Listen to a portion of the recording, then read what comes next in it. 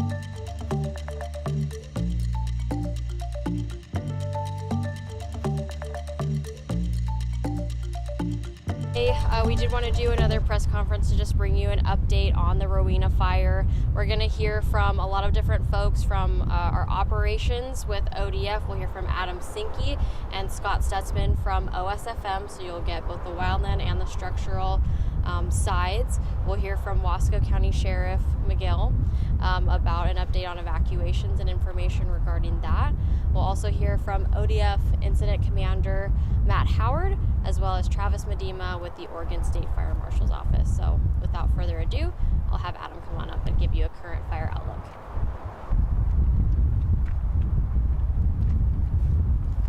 Hi, I'm Adam Sinke. I'm the Operations Section Trainee with ODF Team 2. I'm going to be going over the plan for the wildland portion of Unified Command. We'll go ahead and start over here on the west side of the fire, and we'll work our way down and around the fire. Here on the west side, we currently have crews engaged, and they are conducting direct hand line, trying to keep the fire as direct as possible and minimize that acreage loss, and try to get this fire put out as quick as possible in a safe fashion. So the crews are working here, and we also have crews working from the other direction here from the south end, trying to tie that in together there and get that piece of uncontrolled line there to where we can get a line around it all and get it controlled. Working our way down and around, crews are working to mop up and hold and contain previous control lines that were put in here the last few days. Efforts going really good on that, and things are looking a lot better in those areas. Working down here towards what we're calling Division Gulf. It's just stuff looking down in towards the Dalles. We have crews in there working now, really trying to support those control lines that are in those areas and get that area looking real good. We also have crews working up here along I-84, Highway 30, and all the stuff here around the Columbia here, supporting those control lines and assisting with mop up around the structures. All right, thank you. Good afternoon, Scott Stutzman, Structural Operations. Hello, good afternoon. My name is Scott Stutzman, Structural Operations for the Oregon State Fire Marshal's Incident Management Green Team. Today we have a total of 5 task forces that are really concentrating their efforts on Highway 30 here, working from west to east. We have them dispersed along Highway 30, up around the Dalles Port area, and then all the way up to the 7 Mile Road. So in this area, they're mopping up in and around the structures, continuing to secure those structures from any advancement of the fire. They're mopping up on the homes that have been directly impacted by the fire and are continuing to secure those. And then assisting our wildland partners where they can, and patrolling, doing our tactical patrols up and down Highway 30. Thank you. Good afternoon. My name is Lane McGill. I'm the Wasco County Sheriff. I want to give you some information and some updates on evacuations. So I'll just give you the evacuations numbers just like I did yesterday. So level 1 evacuations, we're at 1,547 residences. For level 2 evacuations, we've changed some of those. We're at 1,718 residences for that. And for level 3 evacuations, we're 575 residents. What I want to do is show you here on the map, most of the evacuation changes have changed down in this area and here and all the way around the corner of this part of the fire. We've allowed some people that were in the level 3 areas back into their homes. It's about a 200, almost 300 individuals that have been able to go back in here. So that's been good news here. Also, when it comes to the evacuations, I want to talk a little bit about assessment. What we've done is we've formed an assessment team to go in and assess all the properties and different things like that. That assessment team goes in and looks for damaged residences, damaged structures, those types of things. What I can tell you is we have confirmed right now that there are 49 residential structures, and when I say residential structures, these are actual homes where people actually live. So we've identified 49 residential structures that have actually been destroyed or lost. We have an unknown number right now of actual outbuildings, so that could be like detached garages, shops, well houses, pump houses, and things like that. That number has not been settled on as of yet, nor have we settled on any kind of vehicles. But we anticipate, based on the assessment team's evaluations that will continue throughout the incident, that these numbers are going to grow. But that's what we have for you right now. I want to reiterate, as we reiterated yesterday, we have no known fatalities at all in this fire. I know there's been some rumors and there's been some statements about that there's fatalities and there's numerous fatalities. That is not the case right now. We have no known fatalities. We do not have any missing persons that we know of right now that have been confirmed. With that being said, and I gave this information yesterday, I want to give it again, is that if you have a loved one that is missing, we have a message hotline that you can call, and that number is 541-506-2724. It's 541-506-2724. So if you have a loved one that is missing or you don't have contact with, please contact that number, leave a message. We're checking it regularly. That way we can reach out to them and do some verification through our process with the assessment team as well as public safety. The last thing that I wanted to talk about is we know that some of our individuals need to get into their homes now because of the extent of this thing, as far as just getting in to check. We're allowing people in when the evacuations are lifted. That's one of our focuses. Life and safety is still our number one priority. We have a lot of wind today, a lot of trees that are being remediated and different things like that, rock slides and so on. But if you have immediate need, like medications in particularly, please come to one of the roadblocks and we'll get an escort into your home and stuff if your home is still there, and then we can get you back out safely and stuff like that. So that's still happening. Just like I said, go to one of the roadblocks and we'll facilitate for you on that. So that's it I have for now. So thank you. Do you have an idea of where the majority of... We'll take questions at the end. Afterwards? Yeah, let those guys go. We'll get you taken care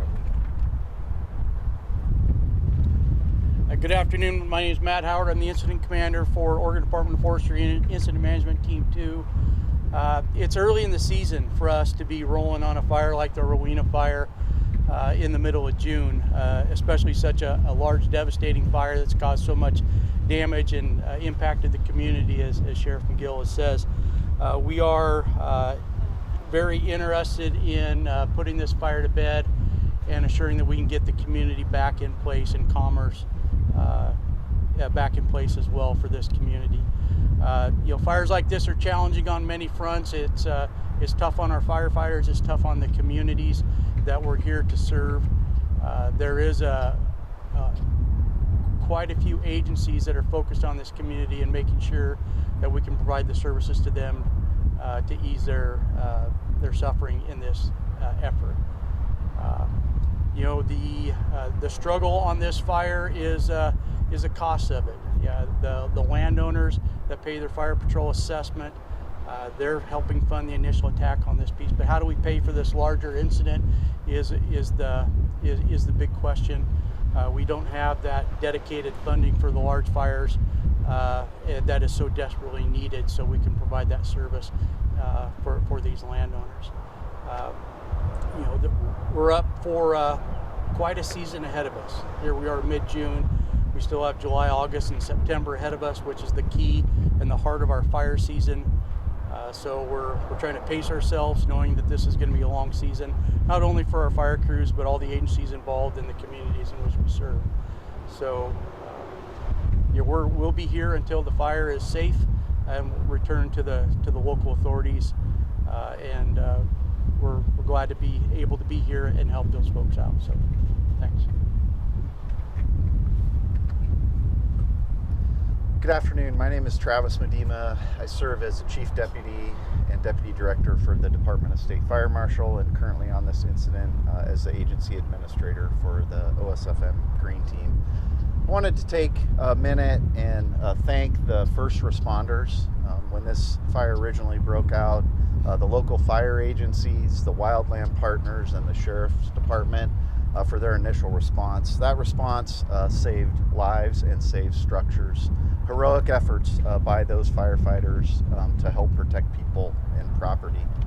Also wanted to take a minute to thank the women and the men that are out there on the front lines right now. There are over 450 firefighters, and you have some of the best firefighters out on that hillside trying to contain this fire and working to protect communities, and I think we should recognize them and thank them for their efforts. Fire managers across the state remain very concerned about the 2025 wildfire season. It's already started early. There are critical fuel conditions across much of the state. And as we look forward and forecasts point to, fire season will only become more difficult as we get into the months of July, August, and September, with the entire state being at risk for large catastrophic fires. As we look to those months and look forward, funding of these responses will be absolutely critical. The base funding for readiness to support our firefighters that respond, funding for how do we pay for these large costly fires? How do we pay for the aviation assets? And then how do we pay for prevention and mitigation activities to prevent these fires in the future will be absolutely critical over the next couple weeks as the legislative session closes. Just want to thank you all for your efforts in helping us tell the story, and want to encourage Oregonians to help us by preventing fires as we get into the heart of fire season. And thank you. All right, that concludes our press conference. We do have a community meeting tonight at 7 p.m. at the Dalles High School for our public. If they're unable to attend, we will have that available on Facebook. Do you have any questions? Yes. That another home on Highway 30 burned yesterday at the fire active there. Can anyone confirm that? Do you have That there was another home that burned just yesterday off Highway 30? I have not confirmed that as of this press conference here. Have you heard anything, Scott, on another structure? Yeah, I can just say that yesterday, a part of the Rowena Fire, there were no structures lost. No additional structures lost. Where's the majority, if you could, of the 49? Is it in one section or is it dotted through? The section of the 49 starts. We're here in Rowena, so it's going to be on this side of the highway. Would be the south side of the highway. So the majority of them are here. There's a break. In about the 5200 block of Highway 30 West.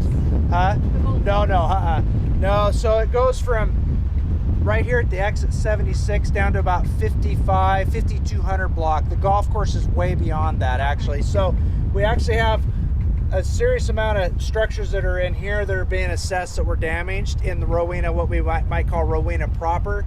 and there's a gap in here with just a couple of residences. We haven't lost anything here. And then around here, what we call Adeline Way, Simonelli Road in there was a significant loss of residences in this area here, and then down kind of along the old Highway 30. That's where most of them are at. We have no known structure losses at this time in this area here. So does that answer your question? Yes, ma'am. I'm not sure who can answer this best, but do we have any kinds of update on the cause of the fire? That is still being investigated by the Oregon Department of Forestry. They've taken the lead on any investigation on that, and I can't comment on that. So. Okay. All of these 49 structures in Rowena proper, I mean, it's a population of 128 people. That's a lot of homes. Yeah, it's actually beyond Rowena proper. Remember, this is the Rowena proper, what you're seeing right in here, and then you have this down here that's significant as well. Yes, and just so you know, like I stated earlier, that number is anticipated to grow as we go through the assessment. We haven't got all of the properties assessed at this time, so. I'm hearing folks saying this is a big retirement community. A lot of people that are elderly living in this community. Is that something you live here? Could you confirm that? Yep, and how is evacuating them? Yep, I've lived here all of my life, and yeah, unfortunately, this is the worst incident I've seen in 23 and a half years being in law enforcement here, and 9 years as a sheriff. It is a large retirement community, a lot of elderly folks as well. That stuff, moving people and stuff like that. Of course, in an incident like this, it's rapid and evolving, especially like this was extremely difficult. But we're confident that we're got people out and stuff, and that. By the way, I'm glad you said that. The Red Cross shelter is still open at the Dalles Middle School. So, but yes, somewhat difficult. So we'll take 2 more questions. Yep. I think you have Okay. one. I was going to say, with the 450 firefighters, I know that there's fires in Canada as well. Is there, and we've sent Oregon firefighters up there, is there any issue with getting enough firefighters to come in, or are we pulling from farther reaches of the state? Great question. We do have a number of firefighters up in Canada helping with that effort for sure. Being the only large fire in the region right now, we're having good luck in getting resources here to this incident. So we actually have an individual from the Yukon had come down to assist us, our incident management team, on this fire. So we're helping each other out from Canada down to here into Oregon. And then I would add, I mentioned that fire managers are very concerned about the 2025 wildfire season. As we look at conditions worsening in Oregon, it's not only in Oregon. We see other states come online as we get into July, August, and September. Washington, California, Idaho, Montana, Nevada, and that's when resource competition can occur. So is it occurring right now? Not at this time. We have plenty of resources and what we need. But as we get into August and September, even July, if there are significant fires on the landscape across the Pacific Northwest, we would anticipate resource competition, and that can be challenging. We did see some insurance crews while we were there yesterday. It said fire incident insurance crews. Can you explain what those are? There were some rumors about it, some people talking about how they're helping insurance and going against the homeowners. I just want to clear up any of those rumors, if you can kind of explain what those folks are out there doing. So the private insurance resources, they are resources that I believe are contracted through insurance companies, and they're really a mitigation and prevention tool. And so they can show up before incidents and help mitigate the potential loss of a structure. They coordinate with us and check in with our liaisons. That's what I know about insurance resources. There were a lot of them out there yesterday. Let's talk positives. Is there any positives? Like, is the wind blowing it back to keep it from spreading, or the way it's burning, or anything like that, to give kind of those people that are being evacuated hope of what's to come? Yeah, you bet. So the wind, as you guys can see today, is bad, right? Similar wind as we had on the day of ignition. The good news that I see is the wind's going to lessen over the next couple days, which is going to help our firefighters gain a handle on this. The part of the great news about this is the 450 firefighters that Mr. Medima spoke of. Those are the folks that are giving their heart and soul out there right now to keep this fire at bay. Minimal to no growth yesterday, and really the lion's share of the work and the gratitude from myself goes to the local fire district. the fire district here, and the Oregon Department of Forestry, the Central Oregon District, and all those integrated resources that were here on the initial attack, working tirelessly with the Sheriff's Office and the other resources, protecting lives and structures and natural resources as well. So we were handed a very good package yesterday as we in-briefed, and it's only because of that devotion from the local resources here. Thank you. All right, thank Appreciate you it. very much.